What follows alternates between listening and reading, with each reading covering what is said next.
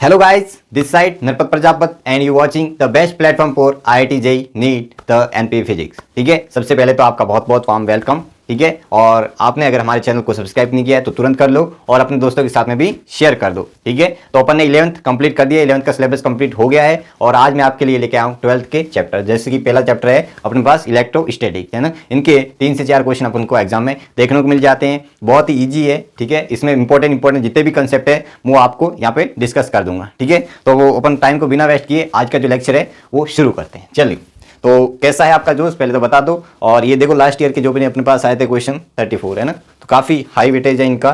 ठीक है, और अच्छे चैप्टर है तो अपन अच्छे से पढ़ेंगे इनको।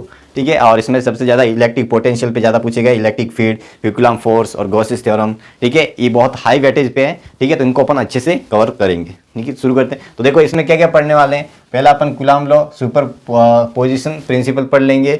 फिर अपन इलेक्ट्रिक फील्ड, पॉइंट चार्ज के कारण इन्फिनिटी एंड फाइनाइट वायर के कारण रिंग और हॉलो स्फीयर जो भी है सॉलिड। ठीक है, और अपने पास इन्फिनिटी शीट, सबके कारण अपन इलेक्ट्रिक फील्ड देखेंगे और ऐसे कैसे इलेक्ट्रिक पोटेंशियल देखेंगे, सिस्टम का, रिंग, सेमी जो भी है इन सबके कारण अपन पोटेंशियल देखेंगे और लास्ट में अपन डाइपोल पढ़ लेंगे, है ना। तो ये अपने पास रहने वाला है और तो बिल्कुल आप बने रहिएगा लास्ट तक, है ना। तो ये करेंगे अपन, ऐसे समझो कि ये जो पोर्शन है वो अपन पार्ट 1 बना देंगे। ठीक है, दो इस जो इलेक्ट्रोस्टैटिक है इसको अपन 2 भागों में डिवाइड कर रहे हैं, जिसमें अपन सबसे पहले कूलॉम फोर्स, सुपरपोजिशन और इलेक्ट्रिक फील्ड पढ़ लेंगे, है ना। जो सेकंड पार्ट लेके आऊँगा जिसमें अपन इलेक्ट्रिक पोटेंशियल और डाइपोल कंप्लीट कर देंगे, है ना। तो शुरू करते हैं, चलो आ जाइए। तो सबसे पहले इलेक्ट्रोस्टैटिक का मतलब ही यही है कि इलेक्ट्रो प्लस स्टैटिक्स, है ना। इलेक्ट्रो का रिलेशन सीधा चार्ज से और स्टैटिक का मतलब है रेस्ट, यानी कोई अगर चार्ज रुका हुआ है तो इसके बारे में अगर जहाँ पे अपन फिजिक्स में पढ़ते हैं उसको बोलते हैं अपन इलेक्ट्रोस्टैटिक, यानी कि फिजिक्स की वो ब्रांच जहाँ पे अपन रुके हुए चार्ज के बारे में पढ़ते हैं, है ना। तो वही है, यानी कि यहाँ पे वही सारी चीज़ें, study of charge at rest, यानी कि यहाँ पे अपन रुके हुए चार्ज के बारे में स्टडी करते हैं। चार्ज अपन देखो क्वांटाइजेशन होता है चार्ज का, वो होता है प्लस माइनस एन ई, है ना। ये क्वांटाइजेशन रूल है। और भी जैसे कि होते हैं चार्ज स्केलर क्वांटिटी है, अपन ऐड कर सकते हैं नॉर्मली, और जो एल्जेब्रिक ऐड करते हैं, जैसे कि माइनस का है तो माइनस के साथ लेंगे, पॉजिटिव चार्ज है तो पॉजिटिव। चार्ज 2 टाइप के होते हैं, पॉजिटिव और नेगेटिव, है ना। अब देखो ये एन ही कैसे होते हैं, यहाँ पे जहाँ पे एन क्या है, होल नंबर, है ना। ये तो यहाँ पे नेचुरल नंबर है। तो देखो कैसे कोई एक बॉडी है ए, एक बॉडी क्या है बी है ना। यहाँ से जैसे मान लो कि मैंने इसको रब किया, दोनों को रब किया, तो किसी की होगी इलेक्ट्रॉन त्यागने की टेंडेंसी और किसी को ग्रहण करने की होगी, है ना। तो यहाँ पे इलेक्ट्रॉन मान लो कि 2 इलेक्ट्रॉन यहाँ से मूव हो गए। कितने इलेक्ट्रॉन हो गए, मूव हो गए यहाँ से यहाँ तक। तो यहाँ पे जो चार्ज आएगा दैट इज 2 इलेक्ट्रॉन का पॉजिटिव चार्ज आ जाएगा, और यहाँ पे जो चार्ज आएगा दैट इज 2 इलेक्ट्रॉन का नेगेटिव चार्ज आ जाएगा। बस ये है। तो यहाँ पे कभी ऐसा नहीं हो सकता कि ई बाय यहाँ पे ई बाय 2 इलेक्ट्रॉन यहाँ पे ट्रांसफर हुए, ऐसा कभी पॉसिबल नहीं होता। यहाँ पे जो एन है वो नेचुरल नंबर है, 1 से होकर स्टार्ट होता है ना। तो ये आपको इंपॉर्टेंट याद रखना है, ये क्वांटाइजेशन रूल है ना चार्ज का, तो इंपॉर्टेंट है, बस आपको याद रखना है। तो किसी बॉडी के ऊपर चार्ज जाते हैं तो वो इलेक्ट्रॉन के फॉर्म में जाते हैं। जैसे अपन इंसान की बात करें तो कोई डेड इंसान नहीं होता, है ना। या तो हो सकते 2 हो सकते हैं या 1 हो सकता है, डेड नहीं हो सकता है। सिमिलर ऐसा कैसा क्वांटाइजेशन इस चार्ज के लिए होता है ना। तो चार्ज यहाँ पे लिखा है स्केलर क्वांटिटी है, कूलॉम होता है CGS में अपन स्टैटिक कूलॉम भी बोलते हैं, ठीक है ना। और एक अपने पर कूलॉम होता है, वो कितने स्टैटिक कूलॉम के होता है, 3 × 10⁹ के। ये आपको याद रखना है ना, 3 स्टैटिक कूलॉम के इक्वल होता है। तो ये सारी चीज़ें इलेक्ट्रोस्टैटिक कूलॉम जो भी है यहाँ पे अपन याद रखते हैं। अब इंपॉर्टेंट लॉ आता है अपने पास, that is Coulomb law. Coulomb law ऐसा यहाँ पे ये कब वैलिड है, जब अपने पास पहले तो होना चाहिए पॉइंट मास, है ना। क्या होना चाहिए, सॉरी पॉइंट चार्ज होना चाहिए। जैसे अपने ग्रेविटेशनल पढ़ लिया था, वहाँ पे पॉइंट मास होना चाहिए। यहाँ पे ये अपने पास पॉइंट चार्ज, क्या है ये पॉइंट चार्ज दोनों, है ना। तो उनके बीच में जो सेपरेशन है वो आर है। तो इनके ऊपर जो फोर्स लगता है दैट इज इलेक्ट्रोस्टैटिक फोर्स, है ना, वो आपस में रिपल्सन करेंगे अगर चार्ज क्या है इक्वल है ना। इक्वल मतलब इसका नेचर क्या है, इक्वल है, पॉजिटिव है, तो वो आपस में रिपल करते हैं।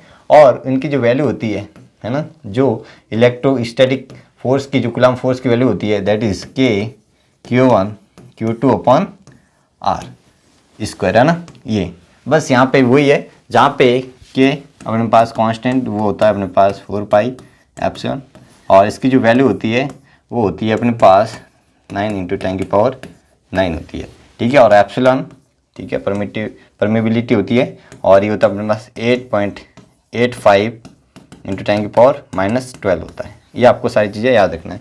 यूनिट आप यहाँ से देख सकते हैं, यूनिट क्या बनेगी वो सारी चीज़ें आप यहाँ से देख सकते हो, है ना। तो ये अपने पास कूलम फोर्स होता है, और ये कूलम फोर्स यहाँ पे जो यहाँ पे कांस्टेंट आ रहा है वो मीडियम पे डिपेंड करता है ना। जैसे अपने ग्रेविटेशनल में तो यहाँ पे जो जी देखा था वो यूनिवर्सल था, लेकिन यहाँ पे जो के है वो मीडियम पे डिपेंड करता है, ठीक है। तो यहाँ पे अगर मीडियम में अलग अलग हो जाएगा, जैसे मान लो इसको मैं मीडियम में लेके जाता हूँ तो वहाँ पे अलग अलग हो जाएगा, है ना। तो यहाँ पे पहले तो ये समझ लो कि कूलम फोर्स होता क्या है, ये होता है। और ये वैलिड कब है, जब अपन ये मान रहे हैं कि यूनिवर्स में सिर्फ 2 ही चार्ज है, Q1 Q2, तब इनके ऊपर ये फोर्स लग रहा है। यहाँ पे कोई दूसरे चार्ज है ही नहीं, तभी ये फोर्स लगता है। ये भी आपको मैंने याद रखना है ना। तो यहाँ पे वही लिखा गया है कि Q1 Q2 अपन, ये सारी चीज़ें मैंने बता दी है, न्यूटन मीटर स्क्वायर पर कूलम स्क्वायर, ठीक है। तो ये अपने पास है absolute permittivity of free space, है ना। ये अपने पास क्या है, और फ्री स्पेस की जो क्या है परमिटिविटी 8.85 × 10⁻12 होती है। बात ये आपको याद रखना है ना। तो यहाँ पे उल्टे हो जाएगी इनकी यूनिट। तो यहाँ से वो 2 चार्ज के बीच में अगर ये दोनों नेगेटिव है तो क्या करेंगे, अट्रैक्ट लगेंगे। दोनों फोर्स आपस में इक्वल होते हैं, ठीक है, ये आपको याद रखना है। तो अपन को ये पता चला कि यहाँ पे अगर सेम नेचर वाले चार्ज है तो वो एक दूसरे को रिपल करते हैं, और ऑपोजिट वाले तो वो क्या करते हैं, अट्रैक्ट करते हैं, ठीक है।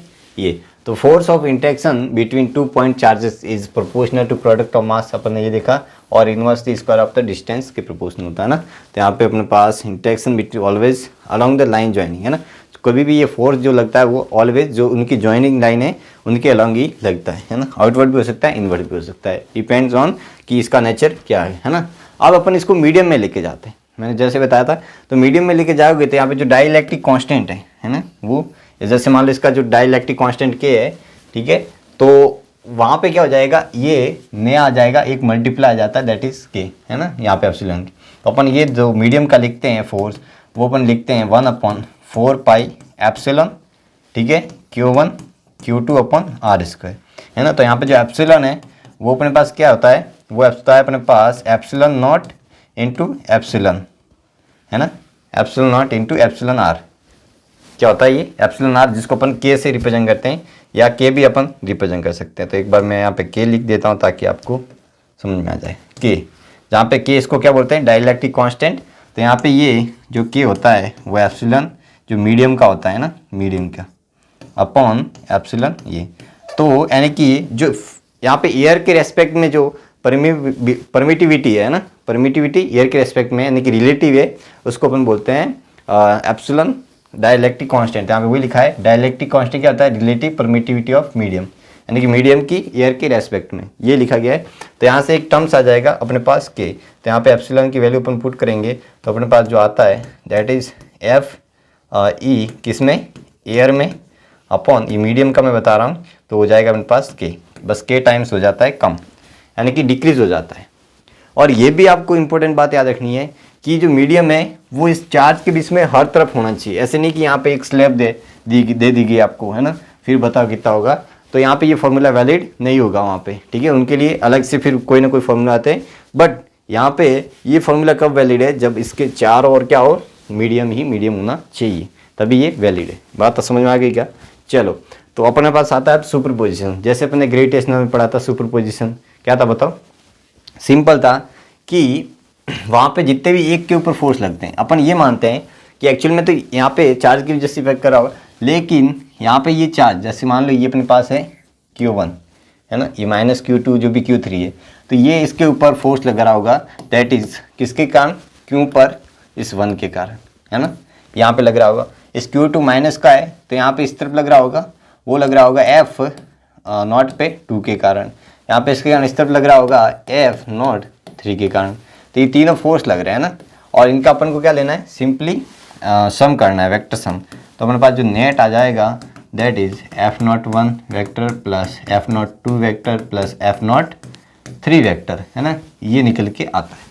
बात समझ में आ गई क्या, ठीक है। तो ये है, और अपन इनका फोर्स लिख सकते हैं, इन दोनों के बीच में क्या हो जाएगा कि Q1 Q0 अपॉन R01 का होल स्क्वायर, ये हो जाएगा, बस ये। और यहाँ पे अपन ये मानते हैं कि इनका इसका इस फोर्स से कोई डिपेंड मतलब रिलेशन नहीं होता है ना। ऐसा नहीं कि ये इस फोर्स जो लग रहा है इसके बीच में ये इसको अफेक्ट कर रहा है, ऐसा कोई रूल नहीं होता है। ठीक है, तो ऐसा मानते हैं, जो अपन ने कूलम्ब फोर्स भी डिफाइन किया गया है वो एक्चुअल में ऐसे डिफाइन किया गया है कि अपन ऐसा मानते हैं कि ये सिर्फ दो चार्ज है यूनिवर्स में, बाकी कुछ नहीं है ना। तो ये मान के अपन ने फोर्स डिस्क्राइब किया, तो यहाँ पे कोई इफेक्ट नहीं पड़ता है, सारी चीज़ें यहाँ पे लिखी गई है ना।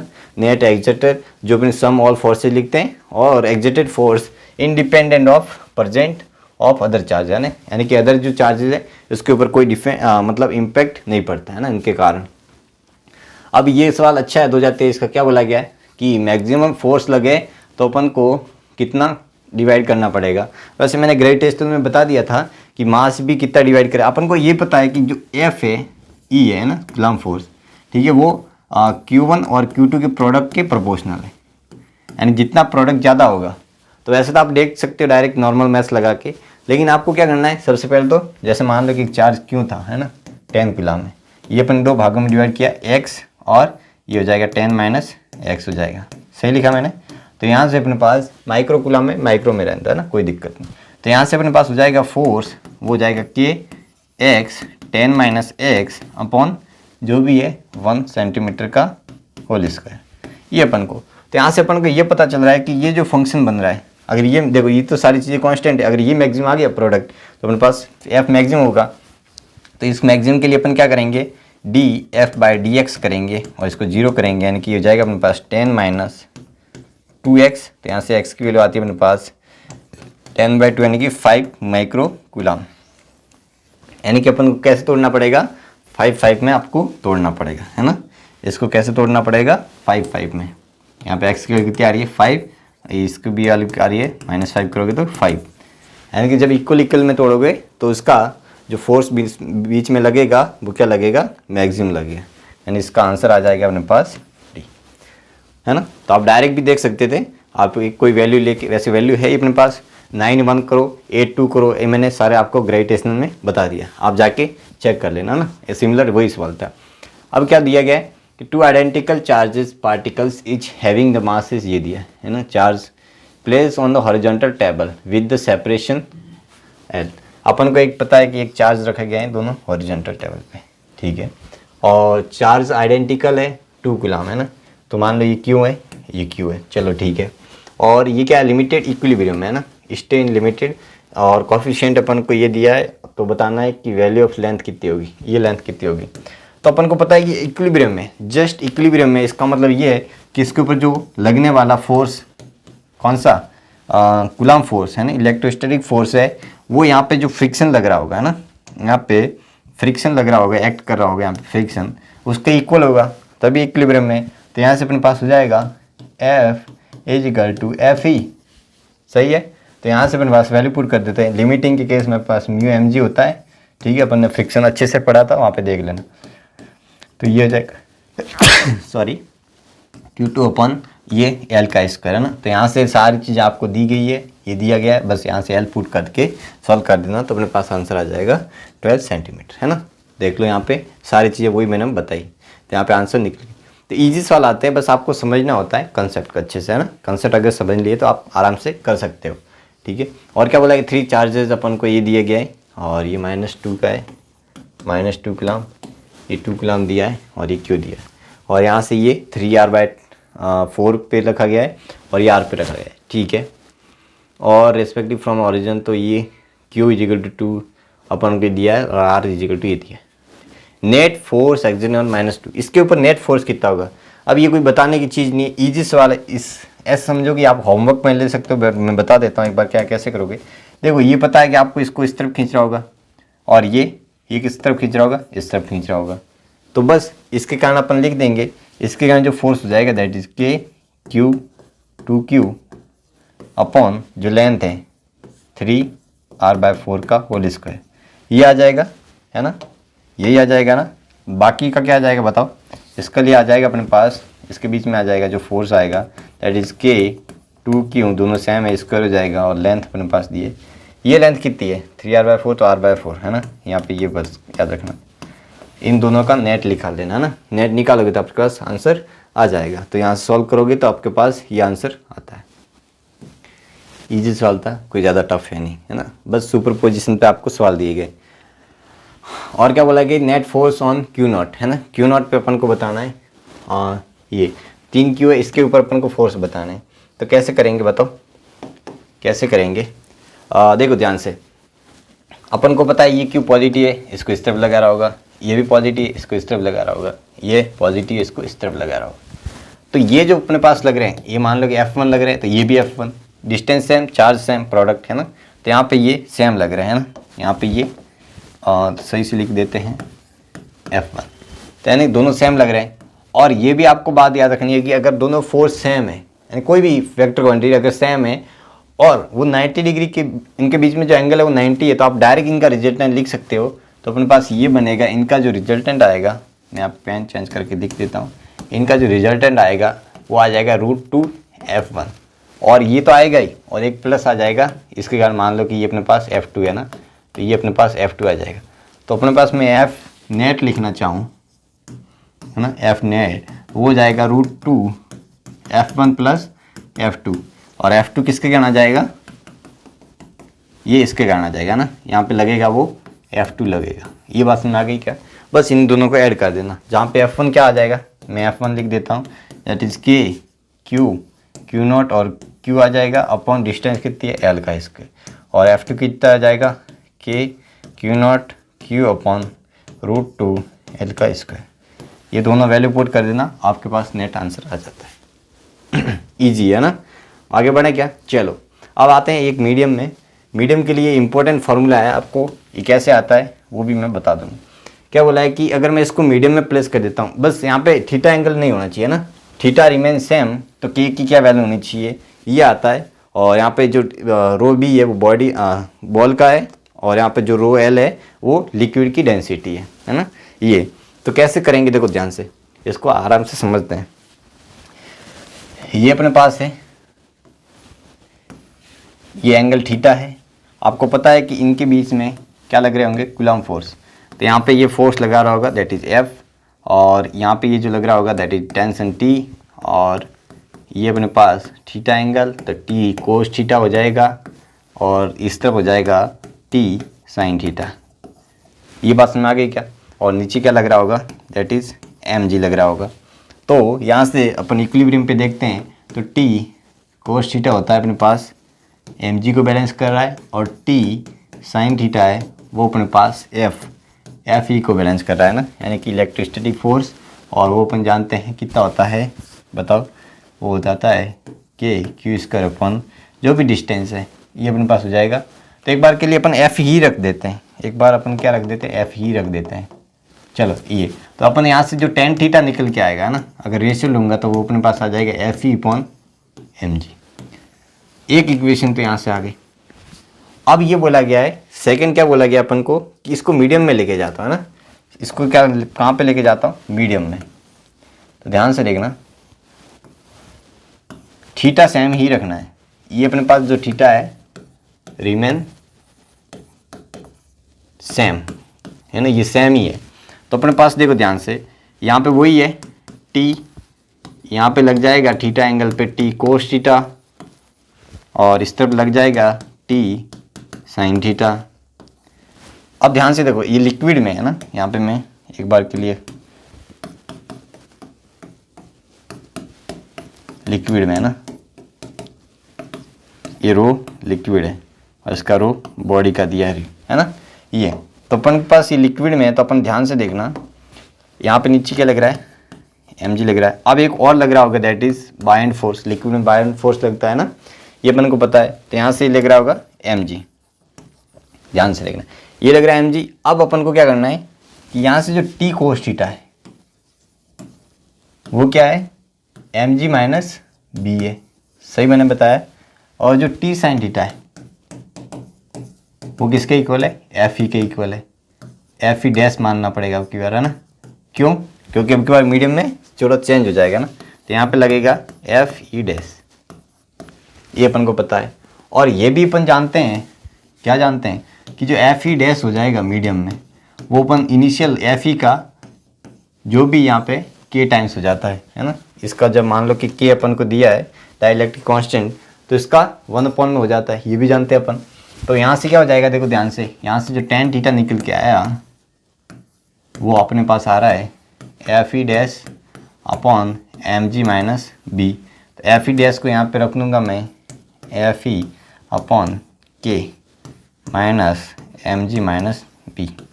और वो अपन ने क्या लिखा था, tan थीटा, वहाँ से अपन ने tan थीटा लिखा था, वो लिखा था FE/mg, शायद यही लिखा था ना मैंने, देखो एक बार, ये FE/mg लिखा था ना, यहाँ पे ये मैं लिख देता हूँ बाय इक्वेशन नंबर 1, है ना, बाय 1 से। तो अब यहाँ से जो कैंसिल हो रही है चीज़ें उसको काट दो, यहाँ से FE कैंसिल हो गया, और ये k अपने पास इस तरफ आ जाएगा, डिवाइड में मल्टीप्लाई हो जाएगा, और बाकी को इस तरफ लेके जाता हूँ ना, तो यहाँ से ही मैं लिख देता हूँ, यहाँ पे जो k आ रहा है that is mg/mg minus bind force, ये आ गया, है ना। अब बॉडी का वॉल्यूम अंदर है, पूरी की पूरी बॉडी, तो वॉल्यूम जो अपने पास होगा वो हो जाएगा, मैं मास को लिख रहा हूँ, वो हो जाएगा वॉल्यूम और डेंसिटी बॉडी की, और g यहाँ पे मैं ऐसे करता हूँ, आगे पेज पे ही बता देता हूँ, है ना, यहाँ पे लिख देता हूँ। अपने पास जो k आया निकल के that is mg/mg minus bind force आ गया। अब जो m है बॉडी का वो क्या हो जाएगा, वॉल्यूम इनटू बॉडी का, है ना, ये आ जाएगा ना ये। और अपने पास जो बाइंड फोर्स आ जाएगा, बाइंड फोर्स ध्यान से क्या होता है, बाइंड फोर्स जो लिक्विड डिस्प्लेस किया, जितना वॉल्यूम डिस्प्लेस किया उसका जो वेट होता है ना वो, यानी कि वेट g आ जाएगा, और वेट क्या हो जाएगा, इसका मास जो वॉल्यूम डिस्प्लेस किया, और लिक्विड का वॉल्यूम, और वॉल्यूम पूरा का जो बॉडी है वो पूरी की पूरी अंदर है, यानी कहने का मतलब ये है, तो पूरी की पूरी अंदर है, इसका मतलब वॉल्यूम डिस्प्लेस इसकी बॉडी के इक्वल हो जाएगा। तो बस यहाँ पे वैल्यू पुट कर देता हूँ मैं, तो ये जो आ जाएगा रो बॉडी g अपॉन, ये हो जाएगा अपने पास rho body g minus rho liquid g। तो यहाँ से कैंसिल करोगे तो आपके पास फाइनल आंसर जो निकल के आता है that is rho body upon rho body minus rho liquid, ठीक है, ये निकल के आता है। ये आपको याद रखना है ना। तो मैंने कि थीटा अगर रिमेन सेम करना है तो कितना रखना पड़ेगा, के की वैल्यू क्या होनी चाहिए, तो वो होनी चाहिए ना। तो यहाँ पे अपन ने ये डेराइव कर, देखो ये अपने पास निकल गया, बात समझ में आ गई क्या, ठीक है, तो ये निकल के आता आंसर। इंपॉर्टेंट है, आप याद रख लेना ना इसको। आगे बढ़े, चलो, तो ये अपन ने लिख लिया। अब आते हैं अपने पास अब आता है इलेक्ट्रिक फील्ड पे, है ना। इलेक्ट्रिक फील्ड स्टार्ट कर लेते हैं एक बार। क्या होता है देखो, कि ध्यान से देखना, जैसे अपन ने ग्रेविटेशनल में पढ़ा था कि कोई मास अपने चारों एक ग्रेविटेशनल फील्ड रखता है, ऐसे कैसे सिमिलरली एक चार्ज भी होता है, वो अपने चारों ओर एक इलेक्ट्रिक फील्ड रखता है ना। एक फील्ड होती है जिसमें अगर कोई यूनिट मास को लेके आऊँगा तो या तो वो रिपेल होगा या अट्रैक्ट होगा, यानी कि अगर पॉजिटिव लेके आता हो वो रिपेल होगा, यानी कहने का मतलब यही है। तो यहाँ पे वही है कि the reason behind the interactive force between charges and is electric field, है ना। यानी कि अगर यूनिट चार्ज पे जो फोर्स होगा वही क्या है अपने पास, इलेक्ट्रिक फील्ड। इसकी जो अपने पास यूनिट होती है न्यूटन पर कूलम होती है, ये आपको याद रखना है ना, न्यूटन पर कूलम होती है। फिर क्या लिखा है, it is a region around the charge in which force can be experience by the another charge, यानी कोई दूसरा चार्ज लेके आता हूँ तो वो क्या करेगा, फोर्स एक्सपीरियंस करेगा, है ना। मैथमेटिकली कि electric field is defined as force experience on a unit test charge, है ना। यूनिट टेस्ट चार्ज पे जो फोर्स लगता है वही अपने पास क्या होती है, इलेक्ट्रिक फील्ड होती है ना। तो अपने पास एक पॉइंट चार्ज है ना, पॉइंट चार्ज है, तो इसके कारण जो इलेक्ट्रिक फील्ड हो जाएगी वो इस तरफ होगी यहाँ पे, और ये परपेंडिकुलर हो जाएगी, है ना। यहाँ से सरफेस से क्या हो जाती है, परपेंडिकुलर। पॉजिटिव चार्ज के लिए ऐसे होती है, और दूसरा अगर नेगेटिव चार्ज के लिए देखूँ तो वो इनवर्ड होती है, ये आपको याद रखनी है। परपेंडिकुलर आती है यहाँ पे सरफेस हमेशा, है ना, वो भी देखेंगे परपेंडिकुलर क्या आती है, सारी चीज़ें ये।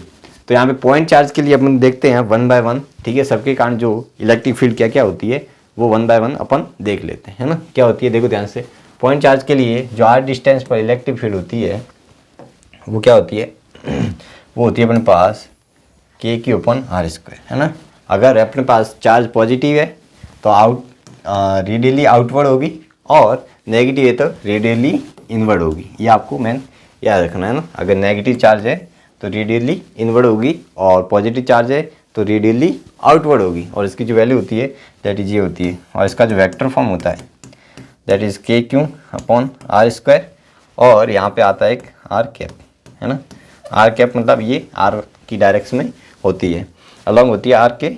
और अगर मैं इसको वेक्टर फॉर्म में आपको दिखूँ तो के क्यू आर वेक्टर अगर लिखना है तो मुझे आ जाएगा आर क्यूब। ये भी इम्पॉर्टेंट है ना, कभी कभार ये भी आपको यहाँ पे घुमाया जाता है। तो इसका ग्राफ बनेगा आपको, इसलिए ये आर स्क्वायर के इन्वर्सली प्रोपोर्शनल है तो हाइपरबोलिक बनेगा। ये सारी चीज़ें सिंपल है, कोई ज़्यादा टफ नहीं है। अब ये क्या बोला गया है कि 3 चार्जेस Q1 Q2 बाय जो भी अपन को दिया है, और अपन का बोले magnitude of electric field at corners, है ना, यहाँ पे अपन को पूछा गया है। तो बस इन तीनों के कारण यहाँ पे मैग्नेटिक फील्ड इलेक्ट्रिक फील्ड कितनी होगी वो देखना है। तो क्या कोई ज़्यादा टफ है नहीं, सबके लिए अपन को पता है कि electric field is a vector quantity, तो सबका अपन को वेक्टर समझ लेना है। तो इसके कारण हो जाएगी अपने पास इस तरफ, इसके कारण इस तरफ हो जाएगी, और इसके कारण अपने पास हो जाएगी इस तरफ। तो इनका जो नेट आएगा, है ना, इनका तो नेट अपन को पता है कितना आ जाएगा, के क्यू बाय 2 अपॉन जो भी लेंथ है ना, लेंथ अपन को कितनी दी है बताओ, ये 8 कॉर्नर ए स्क्वायर ए साइड है ना, ये दिया तो अपन को ए का स्क्वायर हो जाएगा, ये है। और ये ऐसे के सिमिलर ये है Q by 2 upon A square, और इसका हो जाएगा सिंपल √2 हो जाएगा क्योंकि 90 डिग्री एंगल पे, तो के बाय 2 इंटू ए स्क्वायर। ये अपने पास नेट आ गया, किसके कारण, इन दोनों के कारण आ गई। अब इसके कारण अगर मुझे लिखनी है ना, इसके कारण लिखनी है, तो इसके कारण जो हो जाएगी अपने पास वो क्या हो जाएगी बताओ, इसके कारण हो जाएगी ये अपने पास कितनी होगी √2a, तो यहाँ से अपने पास जो E2 आ जाएगी, मैं ना E2 नाम दे देता हूँ, तो E2 आ जाएगी के क्यू दिया है अपॉन √2a का होल स्क्वायर, है ना, √2a का होल स्क्वायर। और E1 कितनी आई अपने पास, E1 आई थी अपने पास के क्यू बाय 2a स्क्वायर, है ना। और अपन को पता है कि जो ई नेट लिखनी है ना, मुझे ई नेट लिखनी है, तो ई नेट क्या हो जाएगी, ई नेट हो जाएगी √2 E1 प्लस E2, है ना। तो √2 अपने पास हो जाएगा के Q upon 2a square plus के क्यू अपॉन यहाँ पे कितना था √2a स्क्वायर, है ना। तो यहाँ पे हो जाएगा 12 के 2 हो जाएगा a स्क्वायर। इनको सॉल्व करोगे के की वैल्यू 1/4πε रखोगे तो यहाँ से आपके पास आंसर निकल के आ जाएगा, है ना। तो कितना आंसर आता है देख लो आप, यहाँ पे ये आंसर ये आता है। तो बस कैलकुलेशन थी, बाकी कुछ नहीं था, इसमें कोई ज़्यादा दिमाग भी नहीं दौड़ाना था। बहुत ये सबसे जो सवाल आते हैं बहुत ईजी छिंदी सवाल है, ठीक है।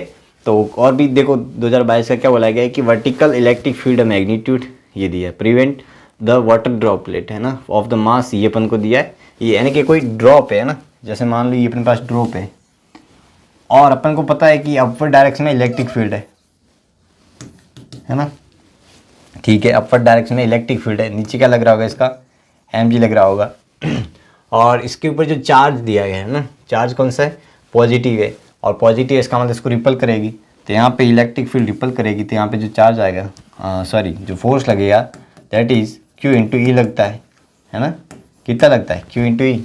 और ये क्या करिए प्रिवेंट कर दिया, इनके मतलब ये क्यू ई है वो mg के इक्वल है। क्या निकालना है अपन को, चार्ज की वैल्यू निकालनी है, तो यहाँ से चार्ज की वैल्यू क्या आ जाएगी mg अपॉन ई। सारी चीज़ें दी है, n दिया है, g अपन को पता है, और e भी दिया गया है। बाकी क्या चाहिए आपको, है ना, e अपन को दिया गया है। तो आपके सॉल्व करोगे तो वैल्यू आ जाएगी, देखो यहाँ से q mg के इक्वल किया तो वैल्यू आती है 2 × 10⁻⁹ कूलम, यानी कि 2 नैनो कूलम आता है। ऐसे सवाल आते हैं, बहुत ईजी सवाल है, ठीक है। अब आता है अपने पास नल पॉइंट। नल पॉइंट वो पॉइंट होता है जहाँ पे नेट इलेक्ट्रिक फील्ड क्या होती है, 0 होती है।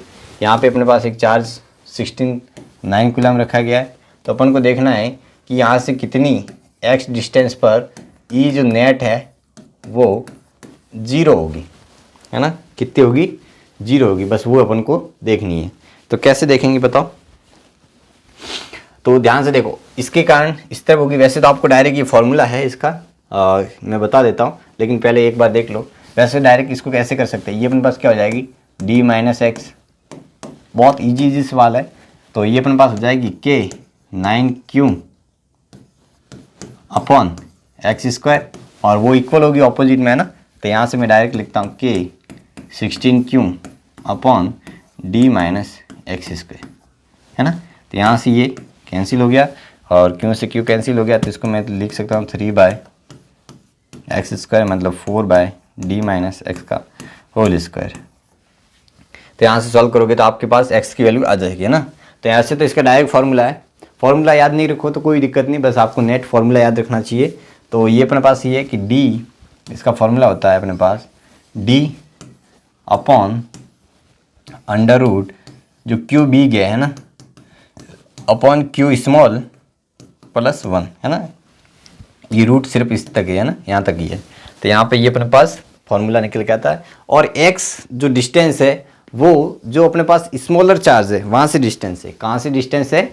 जो अपने पास स्मॉलर चार्ज है वहाँ से डिस्टेंस है। बात समझ आ गई क्या? तो यहाँ पे जैसे स्मॉलर ये है, दोनों में से मैग्नीट्यूड स्मॉलर होना चाहिए ना यहाँ से, तो यहाँ पे 0 होगी। बात समझ आ गई क्या? यहाँ पे क्या होगी अपने पास? 0 होगी।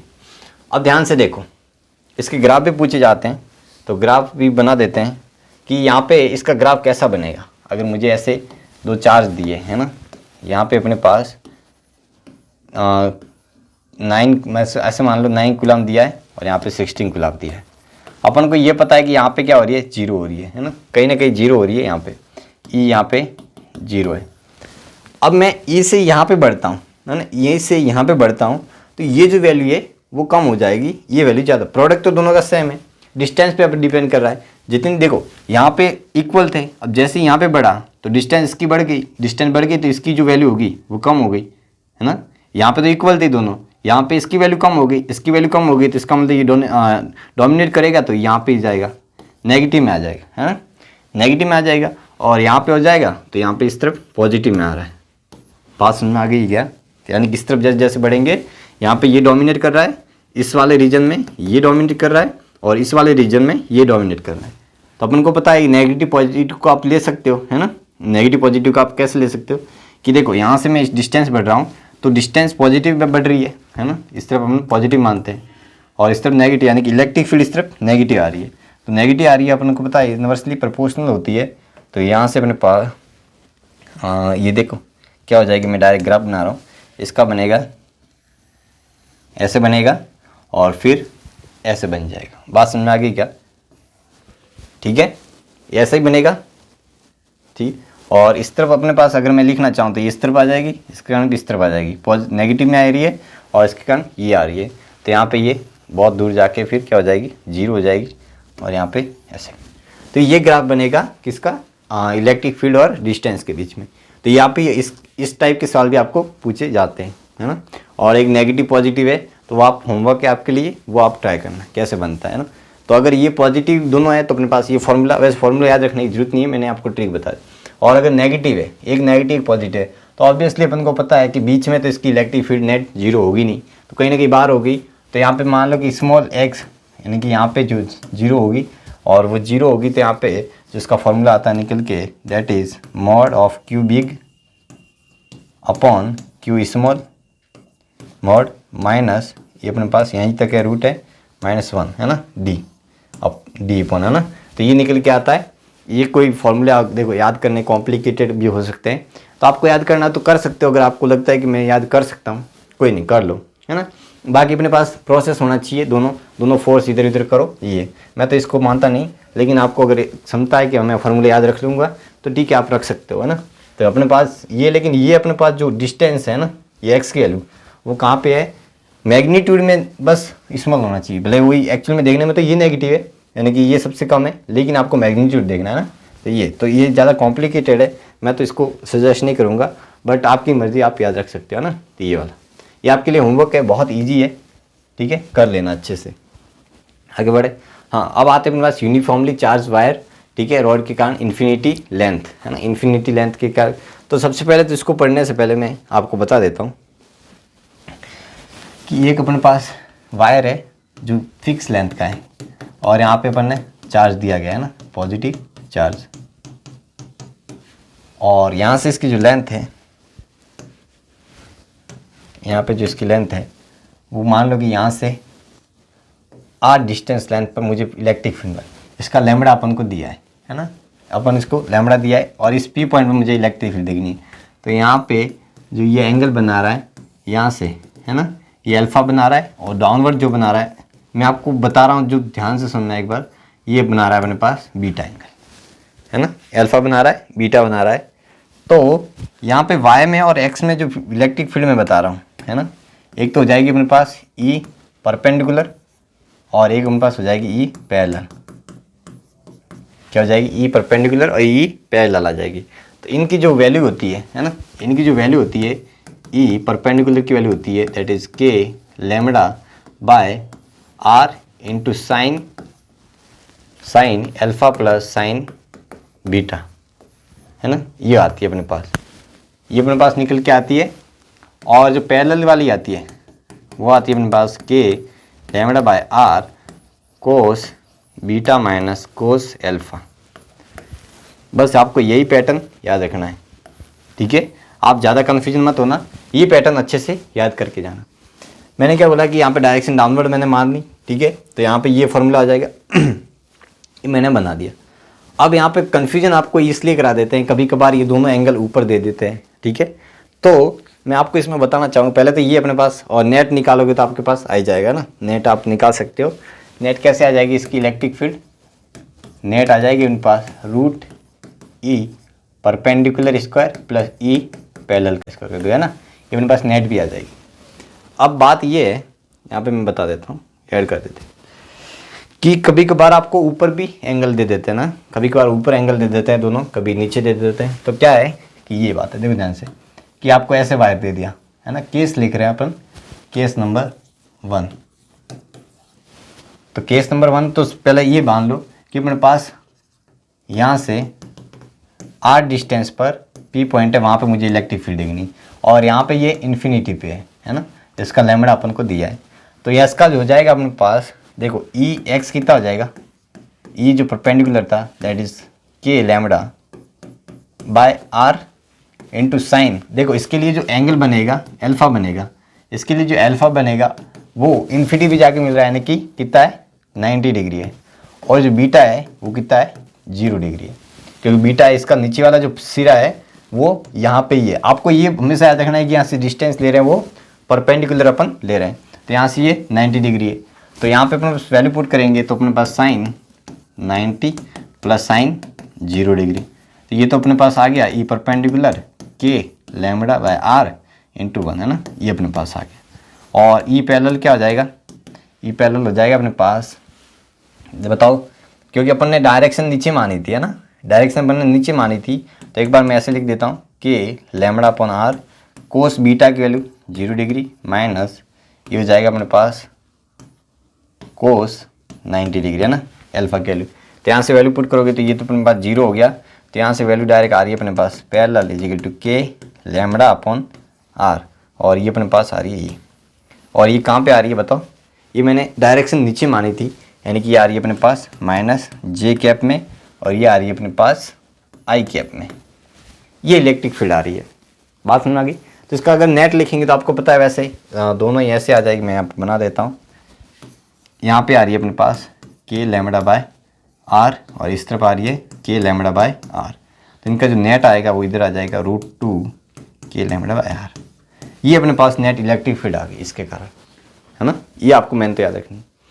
अब ये हाफ है, अगर ये नीचे होता तो बस वैल्यू सेम रहती और ये डायरेक्शन इस तरफ आ जाती है ना, सिमिलर है कि ये अपने पास ऊपर आ जाता है, बाकी वैल्यू सेम होती। तो अगर ये नीचे होता तो अपने पास जो अल्फ़ा होता वो 0 होता और बीटा कितना होता 90 होता, नीचे होता तो। और दूसरा केस ये है, केस नंबर 2, अगर इन्फिनिटी वायर है ना, इन्फिनिटी वायर है, आर है, इन्फिनिटी वायर है दोनों तरफ, है ना, यहाँ पे देखनी है। तो अपन को पता है कि दोनों इन्फिनिटी है, तो इस केस में जो अल्फ़ा होगा, है ना, 90 हो जाएगा, और बीटा भी कितना हो जाएगा 90 हो जाएगा।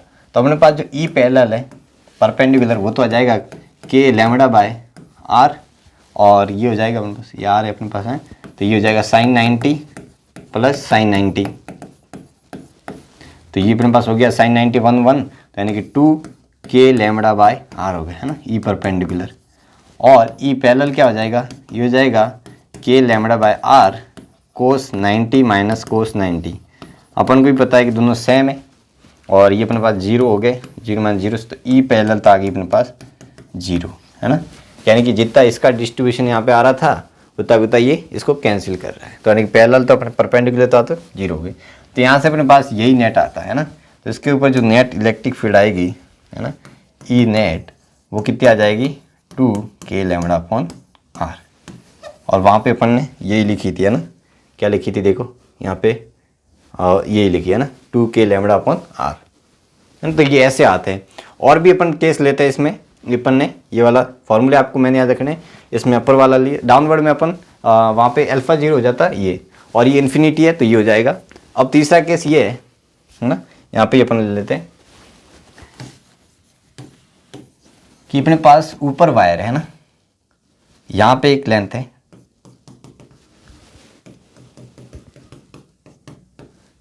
ये है, ऐसे मान लो। तो यहाँ पे अपने पास जो बन रहा है यहाँ पे है, और ये जो अपन लैम्बडा दिया गया है लेंथ है ना, ये अपन को वायर दिया है ना, पॉजिटिव लैम्बडा दिया गया है, और उसके मुझे यहाँ पे पी पॉइंट पर लिखनी है।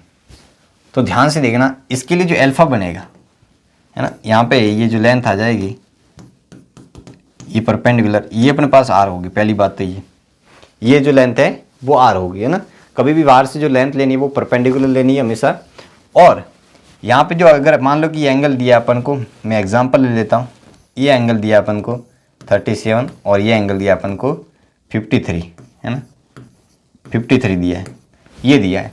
तो मुझे बताओ अल्फा और बीटा क्या है यहाँ पे, अल्फा और बीटा क्या है। तो सबसे पहले देखो कि इस वायर का सबसे अपर पॉइंट है वो अपन अल्फा के लिए डिफाइन किया था, और जो डाउनवर्ड पॉइंट है वो अपन ने किसके लिए डिफाइन किया था, बीटा के लिए।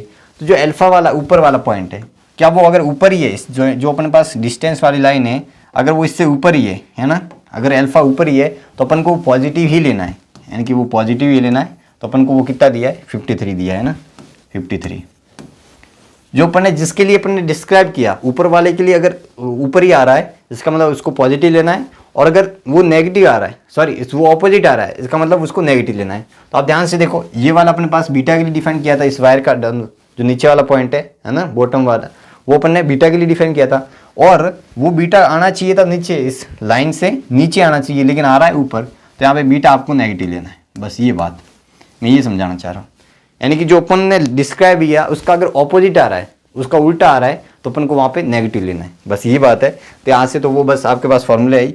और दूसरा केस अपने पास ये बन जाएगा, दूसरा केस क्या बनेगा बताओ, दूसरा केस ये बनेगा कि अगर यही पॉइंट यहाँ पे होता है ना, यहाँ पे वायर होता, तो वायर होता तो आप देखो ध्यान से, यहाँ पे एंगल बन रहा है ये 37 और ये पे बन रहा है अपने पास 53, है ना, ये मान लो कि 53 बन रहा है। अब बताओ, अब इसमें अल्फा और बीटा क्या होंगे, ये अपने पास आर डिस्टेंस है ना, यहाँ तक की वायर है, वायर कहाँ तक है, वायर आप यहीं तक समझ लो, ये वायर अपन को दिया है।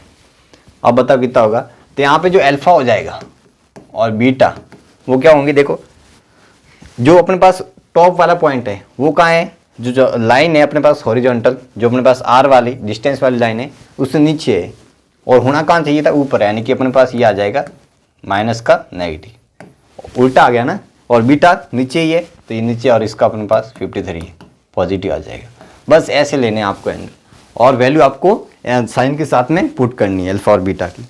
तो इस तरह से लिखोगे तो आपका आंसर सही आएगा। बस यही समझाना चाह रहा था, है ना। तो यहाँ पे सारे जितने भी केस थे मैंने बता दिए।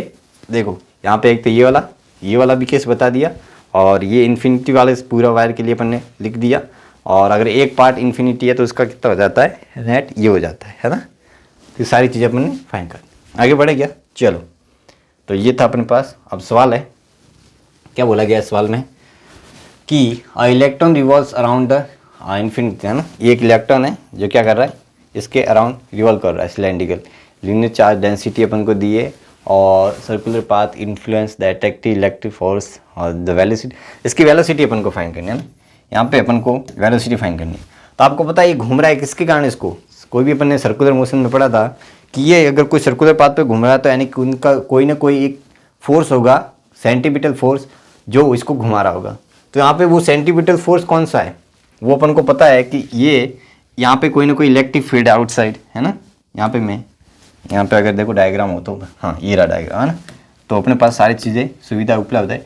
यहाँ पे इलेक्ट्रॉन है ना, इसकी वेलोसिटी अपन को पता है v है और वो अपन को निकालनी है ना। यहाँ से डिस्टेंस r है और इसके कारण यहाँ पे इलेक्ट्रिक फील्ड होगी E होगी इस तरफ, और इलेक्ट्रॉन पे जो फोर्स लगता है वो अपोजिट में लगेगा, वो कितना लगेगा इस तरफ F ही लगेगा। और ये F ही है, F ही है, वो किसका काम कर रहा है, FC का काम कर रहा है। बात समझ में आ गई क्या? तो बस यहाँ से कर दो सॉल्व। F ही क्या था अपने पास, K Q, तो अपने पास इलेक्ट्रॉन देखो यहाँ पे लैम्बडा दिया है अपन को, तो लैम्बडा अपन जानते हैं कि लैम्बडा होता है अपने पास क्या होता है बताओ। K1 Q2 अपन नहीं लिखेंगे, देखो यहाँ पे ये भी बात मैं समझा देता हूँ। यहाँ पे थोड़ा सा आपको मैं थोड़ा नॉलेज दे देता हूँ। कभी भी आपको फोर्स लिखना है ना, जब भी आपको फोर्स लिखना है तो बहुत इंपॉर्टेंट बात बता देता हूँ कि यहाँ पे जो फोर्स लिखोगे ना, मैं अलग पेन से आपको एक लिखा ही देता हूँ। जब भी आपको अब फोर्स लिखना है, अपन ने लिख दिया पॉइंट चार्ज के लिए तो अपन ने लिख दिया था, लेकिन अगर अपने पास ऐसी कोई रेगुलर बॉडी है तो आप पे फोर्स लिखना है तो अपन लिखेंगे Q इंटू ई, जैसे अपन ने किया था ग्रेविटेशनल में। वहाँ पे M इंटू IG लिखा था, मैंने आपको बोला भी था कि फोर्स अगर मुझे लिखना है तो वो अगर मान लो कि पॉइंट मास है तब तो अपन लिखते हैं K Q1 G M1 M2 अपन R। लेकिन अगर मान लो कि बॉडी कोई बड़ी है, अलग अलग है शेप में, तो उसके लिए अपन डिफाइन करते हैं फोर्स को M इंटू IG। तो यहाँ पे सिमिलर है, यहाँ पे शेप अलग अलग है बॉडी का, तो यहाँ पे अपन को लिखना पड़ेगा Q इंटू ई। तो बस यहाँ पे ये लिख देंगे, Q कौन सा है, इलेक्ट्रॉन है, तो इलेक्ट्रॉन ये अपने पास इलेक्ट्रॉन का हो जाएगा और इलेक्ट्रिक फील्ड ये हो जाएगी, ये फोर्स आ गया, और ये अपने पास mv² अपॉन r के पोर्शन। तो यहाँ से वेलोसिटी आ जाएगी है ना, तो यहाँ से अपने पास v आ जाएगा E/r अपॉन m का रूट है ना, ये आ जाएगा बस। तो यहाँ से सारी चीज़ें अपन को दी गई है, तो वैल्यू पुट कर देना, सॉल्व कर देना, आंसर आ जाएगा है ना। E आ जाएगा अपने पास इन्फिनिटी बार के लिए अपन ने लिख दिया 2k लैम्बडा अपॉन r, तो ये अपने पास आ गया। आगे बढ़े क्या, चलो। तो ये फॉर्मूले मैंने लिखा ही दिए, ये आपको मत ऐसे मतलब कन्फ्यूजन हो जाएगा, तो आपको एक बार इसको भूल जाना है ना। मैंने आपको अलग वे में लिखा है, उसे ही याद रखना, ठीक है। और बाकी मैंने सारी चीज़ें आपको बता दी, तो एक बार इसको भूल जाना। अब यहाँ पे वही मैंने बता दी कि यहाँ पे एंगल क्या हो जाएगा, देखो ये अपन को लेना है अल्फ़ा जो कि पॉजिटिव लेना है, और यहाँ पे जो बीटा आ जाएगा वो -37। बस सॉल्व कर देना है ना, ये सारी चीज़ें। अब आते हैं अपन डिस्क के कारण। जो डिस्क क्या होती है अपने पास है ना, एरिया होता है इसका डिस्क पे जो चार्ज दिया है दैट इज सिग्मा दिया है ना, सिग्मा Q अपॉन A होता है, ये अपने पास सिग्मा होता है। और ये जो अपने पास होता है इसके कारण x डिस्टेंस पर है ना, जो भी है अपने पास, जो भी थीटा एंगल जो भी बना रही है यहाँ पे x डिस्टेंस पर, जो अपने पास यहाँ पे मैं एक बार सही कर देता हूँ, जो अपने पास इलेक्ट्रिक फील्ड होती है उसका फॉर्मूला होता है ये है ना, सिग्मा होता है अपने पास sigma upon 2 epsilon 1 minus cos theta है ना। कोस थीटा ये अगर मान लो ये रेडियस r है ना, रेडियस r है तो क्या हो जाएगा बताओ, ये x डिस्टेंस पर जो कोस थीटा हो जाएगा, ये कितना बना, ये बना अपने पास r² प्लस x²। तो ये बेस यानी कि x upon √r² plus x² है ना, ये भी बन जाता है अपने पास। तो यहाँ से अपन लिखेंगे जो e की वैल्यू आ जाएगी that is sigma upon 2 epsilon not 1 minus x upon √r² plus x²। ये भी आप फॉर्मूला यूज़ कर सकते हैं ना, कोस थीटा कर यहाँ से पुट करके। तो ये अपने पास आता है। रिंग के जो सेंटर पे होती है ई नेट वो कितनी होती है, 0 होती है ना, सिमेट्री के 0 होगी, ये अपन को पता होना चाहिए। और इनके कारण जो होती है अपने पास हाफ सेमी क्या होती है, वो कितनी होती है 2k लैम्बडा अपॉन, या सारी चीज़ें आपको याद होनी चाहिए। और अगर मान लो ये है तो इनके कारण भी होती है, यहाँ पे ये इस तरफ आ जाएगा, इस तरफ आ जाएगा, तो यहाँ पे जो नेट आएगी that is √2k lambda upon r होती है। ये भी आपको याद रखना है। एक अपने पास अगर क्वार्टर रिंग है तो है ना ये, और अगर कोई मैं टुकड़ा लेता हूँ ना तो रिंग के कारण जो अपने पास आता है वो आता है E = 2k लैम्बडा। ये स्टैंडर्ड फार्मूले हैं, बस आपको याद रखने हैं। तो ये अपने पास हो जाएगा θ/2 है ना, ये हो जाएगा अपने पास θ/2, यानी कि थीटा अपन ये अगर ले रहा था पूरा है ना, ये आपको याद रखना है। आगे बढ़ें चलो। और एक अपने पास रिंग के कारण x डिस्टेंस पर होती है, वो ये होती है KQ अपॉन ये सारे फॉर्मूले जैसे मैंने अपने ग्रेविटेशन में पढ़ा दिए थे सिमिलर ऐसे बनते हैं ना, पावर हो जाएगी 3/2 है ना। तो ये होता है। और देखो एक्स पे जो इलेक्ट इस सेंटर पे होती है वो 0 होती है, और इन्फिनिटी पे जो इलेक्ट्रिक फील्ड होती है वो भी 0 होती है। इसका मतलब बीच में कहीं ना कहीं मैक्सिमम होगी इसकी, है ना, कहीं ना कहीं बीच में मैक्सिमम होगी, तो वो ऐसे होती है। और ये अपने पास ऐसे आता है, और जो मैक्सिमम होती है ना, जहाँ पे ई मैक्स होती है वो एक्स की वैल्यू होती है, ई जो मैक्स होता है वहाँ पे एक्स की वैल्यू होती है r/√2। ये आपको याद रखना ना, और इस तरफ पीछे ऐसे हो जाएगी, है ना, -r/√2 हो जाएगी बस। तो ये मैंने सारी चीज़ें पढ़ा दी थी, ये सारी चीज़ें आपको मेन फॉर्मूले याद रखना। एसजीटी आते हैं इनके ऊपर, तो आपको ये केस याद रखने हैं। अब आते हैं अपने पास हॉलो स्फेयर। हॉलो स्फेयर क्या होता है, अपन को पता है कि इसके अंदर से खोखला होता है, तो इसके कारण होता है ये होता है KQ/r' का होल स्क्वायर, है ना, जो भी r डिस्टेंस है ना इसके होल स्क्वायर। सेंटर पे कैपिटल R हो जाएगा, और इनसाइड जो इलेक्ट्रिक फील्ड होती है वो अपने पास 0 हो जाएगी, क्योंकि अंदर फील्ड 0 है, ठीक है, कोई चार्ज ही नहीं है, तो अपने पास फील्ड 0 है। तो इसका ग्राफ बनेगा अपने पास, अंदर फील्ड 0 है, फिर मैक्सिमम, फिर वापस डिक्रीज हो रही है ऐसे, है ना। तो ये अपने पास ग्राफ है, और यहाँ पे ये सेल थ्योरम है ना। इनसाइड क्या होती है, इनसाइड 0 होती है इलेक्ट्रिक फील्ड, सारी चीज़ आपको पता ही है। अब नॉन कंडक्टिंग स्फेयर, एक आपको देखो कभी कभार ये बोलाता है कि कंडक्टिंग स्फेयर होता है, सॉलिड स्फेयर, है ना। तो आपको याद रखना है कि जो सेल होता है ना, अपने पास हॉलो कहने का मतलब सेल होता है अपने पास, जो स्फेरिकल सेल होता है और कंडक्टिंग सॉलिड स्फेयर, ये दोनों सेम होते हैं, इनके कारण जितने भी होते हैं सेम होते हैं। बस यहाँ पे नॉन कंडक्टिंग का केस अलग से आ जाता है ना, नॉन कंडक्टिंग सॉलिड स्फेयर। तो इसके लिए अपने पास हो जाएगा KQ/r', KQ/R, और इनसाइड जो होती है अपने पास फील्ड वो होती है अपने पास, आपको याद रखनी है, ई जो इनसाइड होती है दैट इज़ KQ/R3 और इंटू R। ये सिमिलर जैसे अपने ग्रेविटेशनल में पढ़े थे, सिमिलर केस है ना। तो इसको आप डेंसिटी के फॉर्म में भी याद कर सकते हो, 3ε। ये भी आपको याद रखना है ना, इंपॉर्टेंट है। और इसका ग्राफ कैसे, देखो प्रोपोर्शनल है आर के, तो लीनियर बनेगा, फिर डिक्रीज होगा। बस ये था अपने पास ये, है ना, जहाँ पे ये अपने डेंसिटी कैसे लिखते हैं, चार्ज अपॉन वॉल्यूम, यानी कि Q/4/3πr3। तो यहाँ से वैल्यू पुट करोगे तो आप रो के फॉर्म में भी लिख सकते हो। तो अपने पास 2023 का एसजीटीएस वाला है, ठीक है। क्या बोला है कि इंसुलेटिंग सॉलिड स्फेयर बोला है, और इसका ग्राफ क्या बनेगा सेंटर से, डायरेक्ट फॉर्मूला बेस आ गया ना, जो डायरेक्ट ग्राफ है ईजी था। अब आते हैं अपने पास इन्फिनिटी शीट पे, है ना, इनफाइनाइट शीट पे। तो अपने पास कितना रहा एक बार देख लेते हैं, इनफाइनाइट शीट रहा है, और बस थोड़ा ही 2 क्वेश्चन रहे, है ना। ये चलो, इनफाइनाइट शीट के कारण अपने पास जो फील्ड होती है वो होती है σ/2ε, है ना, σ/2ε होती है, जहाँ पे ये डिस्टेंस पे डिपेंड नहीं करती है। अपन को भी पता है कि आर डिस्टेंस पे भी मैं देखूंगा, क्योंकि बहुत इतनी बड़ी फैली हुई है कि इसको लग रहा है कि इसके सामने की डिस्टेंस कुछ है ही नहीं, है ना, तो ऑलमोस्ट इक्वल होती है ना। तो यहाँ पे अपने पास σ/ क्या होती है, 2ε0, ये होती है अपने पास फील्ड। तो अगर मैं ऐसे मानता हूँ कि दोनों तरफ पॉजिटिव चार्ज है ना, तो इनके कारण इस पे इस तरफ होगी, इसके कारण इस तरफ होगी, और इक्वल होगी, तो ई नेट कितनी हो जाएगी, 0 हो जाएगी। और इस तरफ दोनों के कारण, है ना, दोनों के कारण इस तरफ क्या हो जाएगी बताओ, ये हो जाएगी σ/2ε0, और एक और आएगी इसके कारण भी, है ना, इसके कारण भी आ जाएगी, कितनी आ जाएगी, प्लस σ/2ε0। तो ये अपने पास कितने आ गई, σ/ε0। तो यहाँ पे इस तरफ आ जाती है, और सिमिलर ऐसे कैसे इस तरफ आ जाती है, बात समझ में आ गई। और ये अपने पास कांस्टेंट आती है, तो इसका ग्राफ अगर बनाए, है ना, इसका अगर मैं ग्राफ बनाता हूँ